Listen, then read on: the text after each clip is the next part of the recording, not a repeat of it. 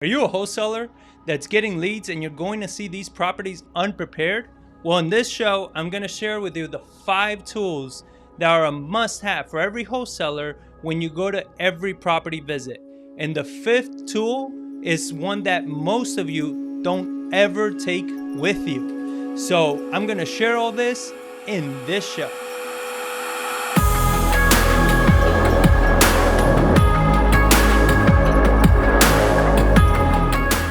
Welcome back to another episode of an Investor's Journey podcast. I am your host, Jonathan Barbera, and if this is your first time joining us, I want to welcome you to this show where we share with you the right way to invest in real estate. No gimmicks, no fluff, no sizzle. This is real strategies that we implement in today's market.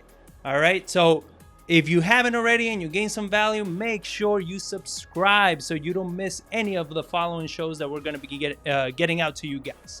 So, like I said, in this episode, I'm going to be sharing with you the 5 tools that you must have as a wholesaler every time you go visit a house. All right, these are important. I want you to write these down. I'm putting links below to all the ones, if you don't know where to get them and all this, I'm putting links below to all of these tools.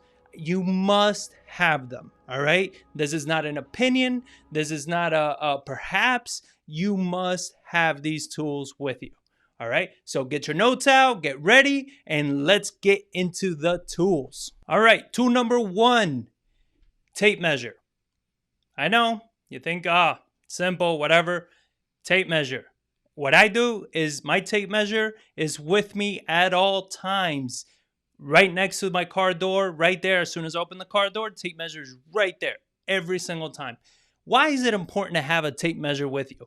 It's not necessarily to measure the house, all right? That rarely is needed.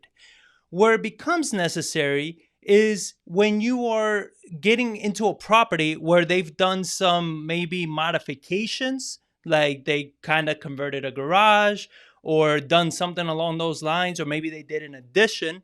Now you want to make sure you measure that space out and you have that information. So when you go check, you make sure whether that space has been accounted on the square footage or not, because this is going to affect the value of the home. And I hope that makes sense, right?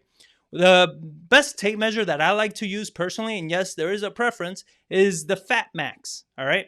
The reason we like using this one is because when you open this one up, it's called Fat Max for a reason. You see how thick it is? So we like it because this one you can extend over a long, stretch of space, and it doesn't break, snap, twist like all the other tape measures do. And that becomes very helpful when you have to do this, especially by yourself. So you want to make sure you take a tape measure with you. And when you're measuring for square footage, don't measure inside the house. All right. Nobody measures inside the house. Measurements are taken on the exterior of the house. Why does this matter to you? Because that could be a lot of extra square footage that you are not accounting for, right? The thickness of the walls and everything, you're not accounting for that if you measure inside. When appraisers go and all of these people go to measure a house, they measure it from the outside of the house.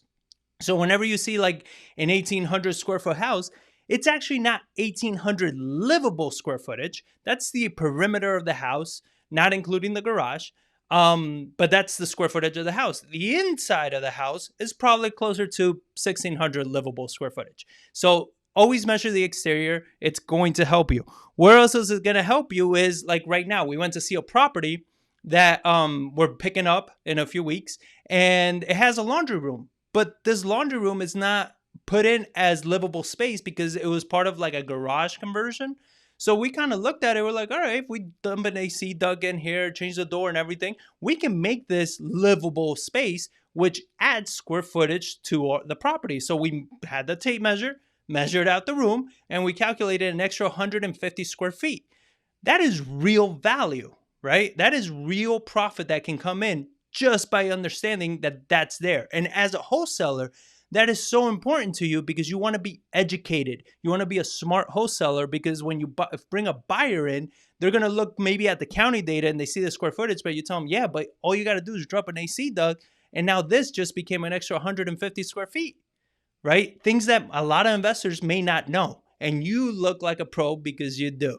So make sure you are taking a tape measure with you every single time. The next tool, tool number 2, flashlight. All right. Your phone is not enough. You need a real flashlight. There's a lot of houses that I go to, and especially the very distressed properties, there are times that they don't have lights. They don't even have light bulbs in some of the rooms, the bedrooms and stuff. And you open it and they have like sheets and towels over the windows, and it's really dark and you can't get in there. Or at times you got to crawl up in the crawl space to see. I like personally, depending on how old the house is and how I see everything working, I like to check the ductwork in the crawl spaces in the attics, because a lot of times if the ductwork is screwed up, that could be an extra $1,600 on a 1,500 square foot home, just replacing the ductwork, right? So you want to make sure you take a flashlight with you. And this is my favorite one. This is a Craftsman one. I actually won this one at the Alamo Rio Christmas party last year. And it quickly became my favorite one because it's rechargeable, which is awesome. It's rechargeable. And I'm not going to light it up because it's going to be ridiculous. But this thing, when you light it up, it literally lights up a room. I mean, this thing is beyond bright. And what's cool is it has a little lever here, so you can like stand it up and all that. So if you're listening on the podcast, go to YouTube, watch the video so you can see the tools that I'm talking about. But definitely a flashlight is part of your necessary toolbox, because again, you're going to use it so much. And when you don't have it, you're going to realize your cell phone's little light is just not enough. Speaking of which, tool number 3, cell phones. Cell phones are so important because you want to take pictures, all right? Every time you go to a house, do not miss out on the opportunity to take pictures. And I'm not talking about, just one picture here or there. No, you got to take pictures. I'm talking about a lot of pictures. On a 1,000 square foot home, I can take no less than 50 pictures, all right? The bigger the home, the more pictures I'm taking. What you want to think about when you're taking pictures is you want to be able to do as much of a virtual tour as possible. Now, I know you're probably saying, why not record a video? Videos suck. One thing annoys me more than anything is when a wholesaler sends me a lead with a video and not pictures. Because now I got to wait for all their spinning around. Their phone is out of focus. This area was too dark that I didn't even get to see what happened. And they're moving me wherever the hell they think is important, right? So it doesn't help me. It becomes more annoying, and it's harder for me to see what I want to see. Where a picture, you actually get a lot more detail, a lot more pixels coming into the image, and you can see a lot more of the details. And I can actually flip through the pictures a lot faster and see the ones that interest me. So I've said this a bunch of times. When you take pictures, you want to stand on one corner of the room, take a picture that way, stand on the other corner, take a picture that way. Like, you want to be able to see the whole room. Ceiling, floors, walls, windows, everything, all right? Because everything is part of the house. And as a final investor that maybe needs to renovate the house, they want to get a good idea of what the repairs are. Again, annoying thing is you send an investor a deal that the numbers look good and you send them like 5 pictures. Damn it, now I got to make the trip out there. Oh, but I told them the repairs are 30 grand. What the hell do you know about repairs, right? And that's not an insult on you. It's just you don't know the guys they use. You don't know the contracting crew they use. Maybe they're more expensive than yours. Maybe they're cheaper than yours. You just don't know. Maybe that person likes to do different types of rehab. You just don't know. So don't think for your investor. Give them a ton of pictures, because when you send me a bunch of pictures, I can go through them and I can make a decision whether I'm like pretty much 90% sure I'm going to buy the house. All right. So it's so much more useful. Take a phone with you and take a bunch of pictures. Tool number 4, one of my favorite tools.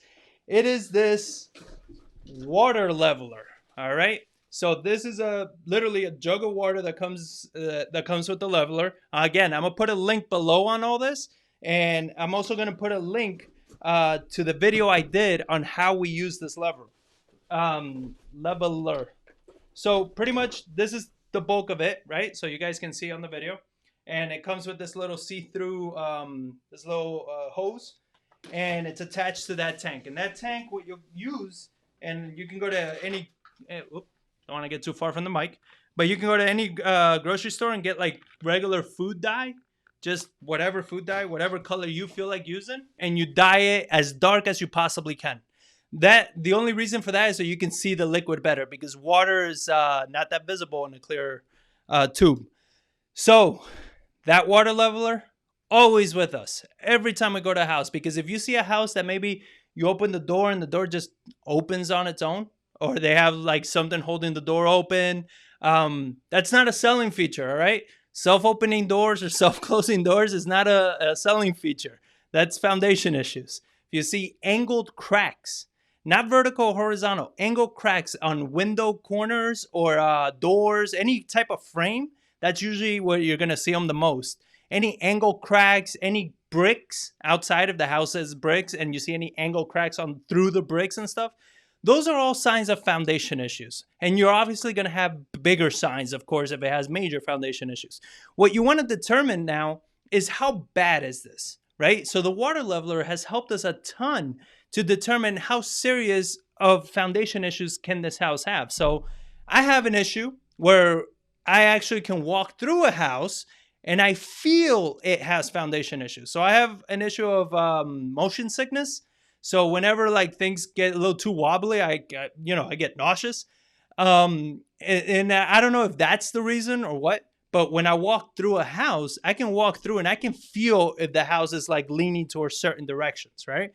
And so when I walk through, I'm like, this house doesn't quite feel leveled. So we'll bring this out. And I want to know, is the house falling away from itself, right? Like at the middle and it's pulling in different directions? Those are severe foundation issues.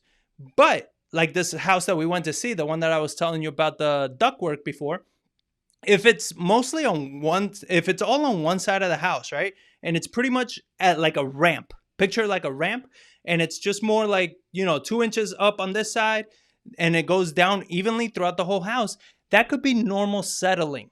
Okay, that could be just normal foundation settling. And that you can actually get an engineer's report and they'll tell you the same thing. We got one on a house. This is where we actually learned this. On a house that was 5 inches from one side of the house to the other. Now you're going to say, well, get a foundation bid. A foundation company came in to that one with 5 inches and he said, oh yeah, you got 5 inches. We got to fix it. We got to lift the whole house, put supporting piers over here, blah, blah, blah. It was huge foundation work. And we decided to get an engineer's report out, an engineer out there and get an engineer's report. And he's like, he looked at the house. He says, no, the foundation is doing what it needs to do. It's settling even. So pretty much how the guy explained it, he's like, it's going to settle on one end and then the other end is going to come. Where the issue comes in is if it settles on one end and then it snaps, right? Like the middle just stays and then the other side just falls. Now you have foundation issues. So they give you an engineer letter certified by them. And we didn't have to do the foundation. It's normal settling. So on this house, we checked it out and everything. Same exact thing. It's 2 inches. If we would have had a foundation company, they probably would have told us, it's going to be like $8,000 to foundation work.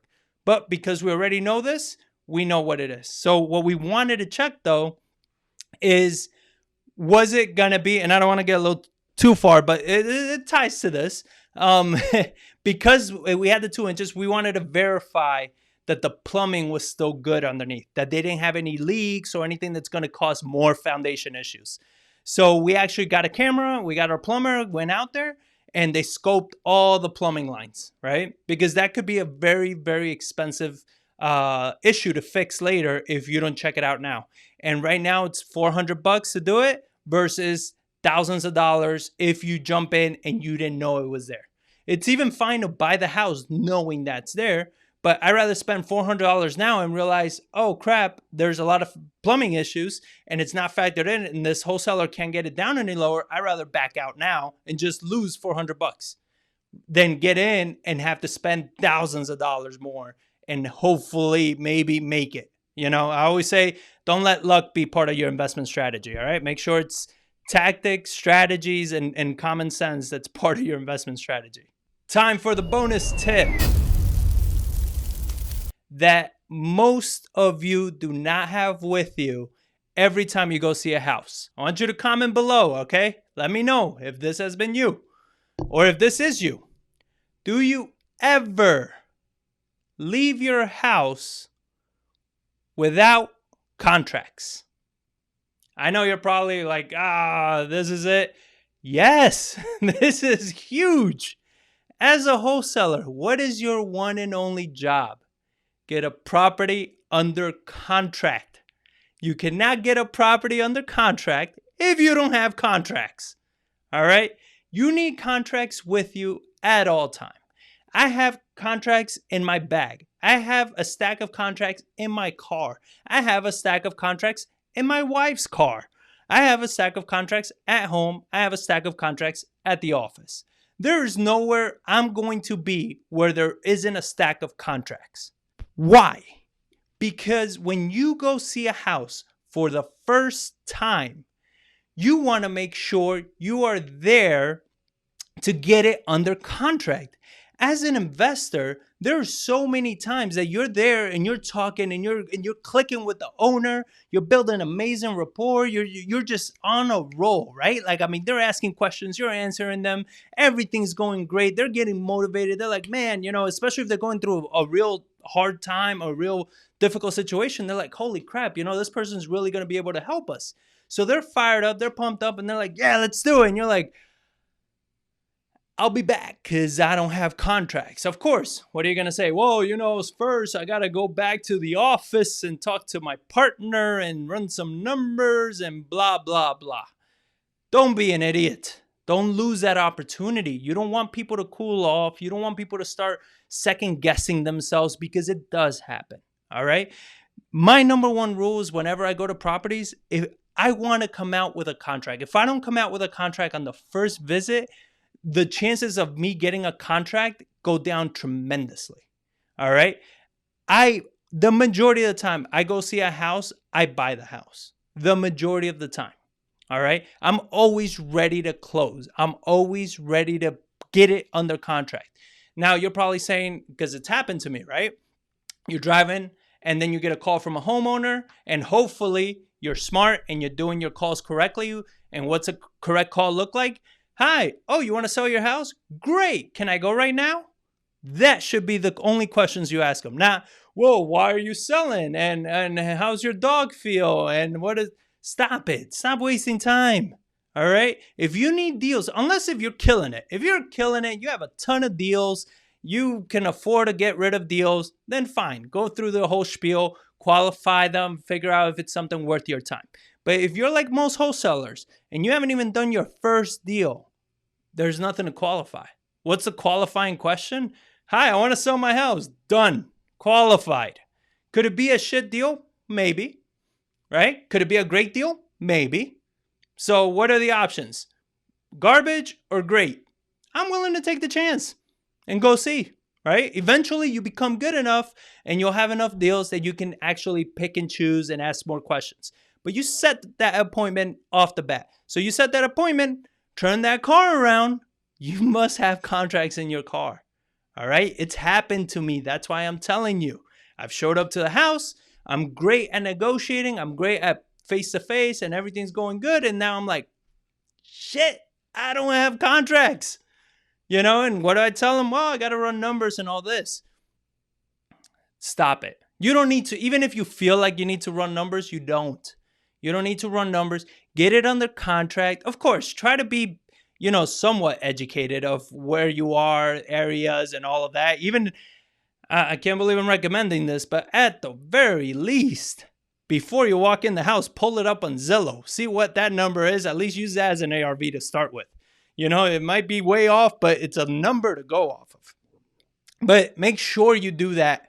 Make sure you set up an appointment, get it on the contract. A contract, you can always call them later and be like, you know what? And now you can come up with the excuses. After talking to my partner and this and that, there are better deals out there. We just can't seem to pay this. Or maybe, we're still interested, but it's going to have to be at this price because we saw some houses in the neighborhood. Whatever it is, you can renegotiate. You can cancel it. You can back out. It's fine. And you can do it the same day. All right. So you don't have to waste the seller's time. Please don't waste the seller's time. Get it on the contract and then go verify that you can move forward with it. All right. But have a contract with you. Now, I wanted to cover some optional tools that we still carry. These are tools that we still have in our toolbox with us whenever we go see houses. But these are most obviously optional. You don't have to have these. These just help you as you do more and more deals and everything like that. So the optional tools are a ladder. Okay, a ladder is very useful. Um, you have these, if you have a car, right, and you're like, where am I going to fit a ladder? You have the ones that fold up into like little sandwiches, and those are usually more than enough. If you have like a 10-foot ladder, that usually can get you almost anywhere except if it's a 2-story house. Ladders are really helpful in case you need to get up into these crawl spaces. There are a lot of times that crawl spaces, they don't have ladders leading up. It's just literally a little hole in the ceiling that you got to push the sheetrock aside and crawl through. Another reason is for the roof. You get on the roof, check out the conditions of the roof. Does it have hail damage? Because sometimes you can file an insurance claim on it, as well as just checking out if there's any damages, if they have chimneys, any wood rot, anything like that. Very helpful to have a ladder with you at all times when you're checking out houses. If you're in San Antonio, I don't know other areas, but in San Antonio or Texas in the summertime, a very useful tool to have with you is Wasp Spray, the one that probably shoots about 25 feet out, because there are so many times that we go to vacant houses. And what happens? I got to unlock that lockbox, and right above the door, there's a massive wasp's nest right there, right? So if you're my business partner, John Barr, as soon as you see that, you're back in the car. And, it's good to have that little spray. I always have one in the trunk of my car. And just the 25 foot, why is it better? Because you're 25 foot back. Spray those wasps, especially in the back on abandoned houses. We'll go, and if they have covered patios and stuff, we went to one that it was covered. It had like 8 or 9 nests just on the covered patio. And we had to go out to see what the AC unit was, what year it was from, the conditions and all that, right? So we had to go out there. So luckily we had the wasp spray. We sprayed all that, waited a few minutes, and then we were able to walk out safely and without any stings on us. Another really cool tool that I personally love having is a wide lens for your cell phone. And again, for all of these things, I'm going to put a link below, all right? So you can check out the links. But this wide lens, it's so much better. As you can see here, like you have an image that's taken regularly and an image with a wide lens. Huge difference on the amount of space that you can cover with a wide lens.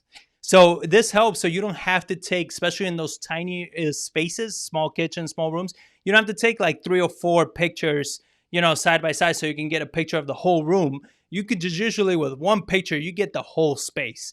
You get the whole property. I mean, I love having the lens with us. I'm going to put a link below of where I got this one because it comes with the case.